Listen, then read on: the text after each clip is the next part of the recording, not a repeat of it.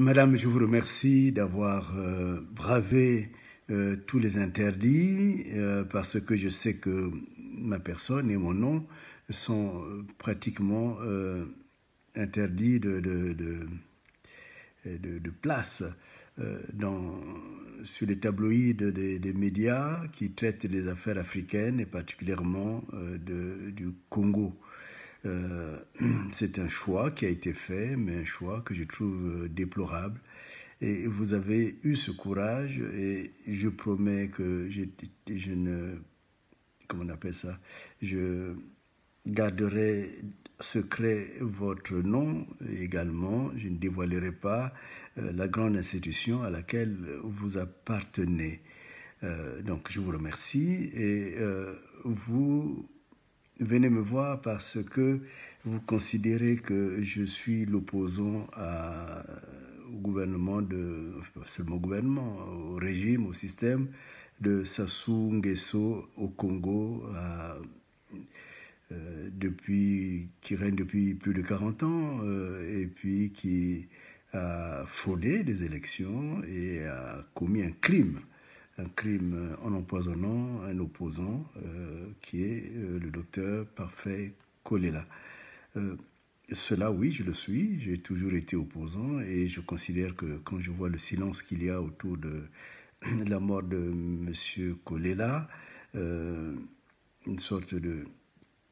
Les gens, même ceux qui se disent les politiques du Congo, marchent à pas feutrés parce qu'ils attendent que Sassou les appelle pour être ministre, pour être député, enfin voilà, comme il en a l'habitude. Mais évidemment, ce pain-là, moi, je ne le mange pas. Je considère que notre pays doit vivre dans la vérité et c'est la vérité qui nous rendra libres. Vous me demandez... En fait, la raison pour laquelle vous êtes déplacé, c'est qu'il court une rumeur qui enfle de plus en plus et qui risque même d'avoir des conséquences très graves sur les intérêts français.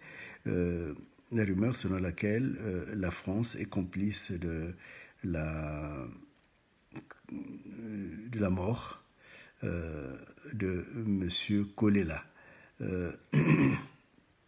Cette rumeur existe, en effet.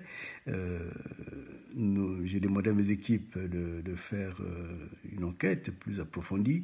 Les derniers éléments que j'ai reçus, ce sont les premières remontées d'enquête, montrent en effet que la France était bien au courant du projet de Sassou.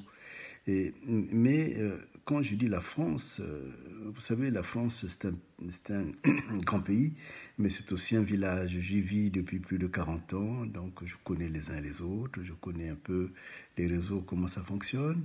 Je ne dirais pas la France, mais je dirais certainement la diplomatie française actuelle.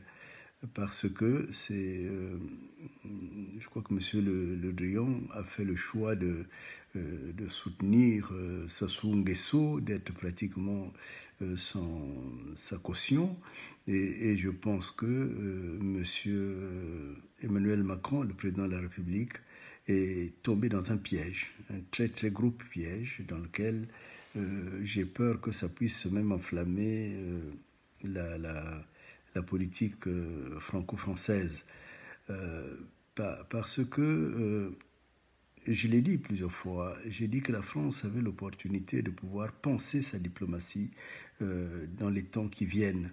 Mais je pense que le choix de M. Le Drian est un choix un peu qu'on appelle ça, je dirais, c'est la France, la diplomatie à l'ancienne. Diplomatie à l'ancienne qui consiste à avoir ce qu'on peut appeler des checkpoints humains.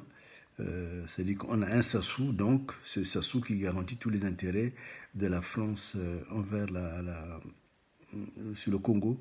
On a telle personne, donc c'est cette personne. Et je crois que cette diplomatie a montré ses limites. On a vu le cas au Mali. La France est pratiquement expulsée. On a vu le cas en Centrafrique, où la France est plus que marginalisée. On a vu cela aussi dans tous les débats qui ont été menés par rapport à la France-Afrique. La France est soupçonné, et on l'avait vu aussi bien avant ce gouvernement, à l'époque de Sarkozy, une chose extraordinaire.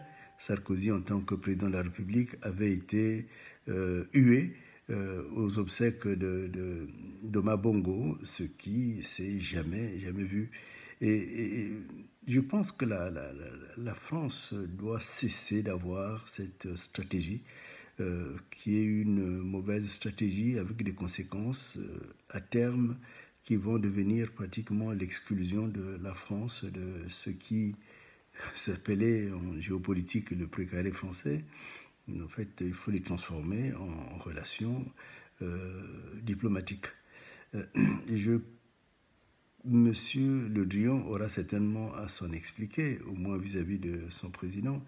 Mais je dis, moi, ma part à moi, c'est de dire à mon peuple de ne pas réagir comme un petit peuple. Le Congo est un grand peuple. C'est un grand peuple qui traverse des périodes très très dures actuellement, mais qui en a traversé d'autres et qui sortira de ces épreuves. Je demande la maturité à mon peuple pour qu'il n'y ait pas une sorte de représailles sur les intérêts français.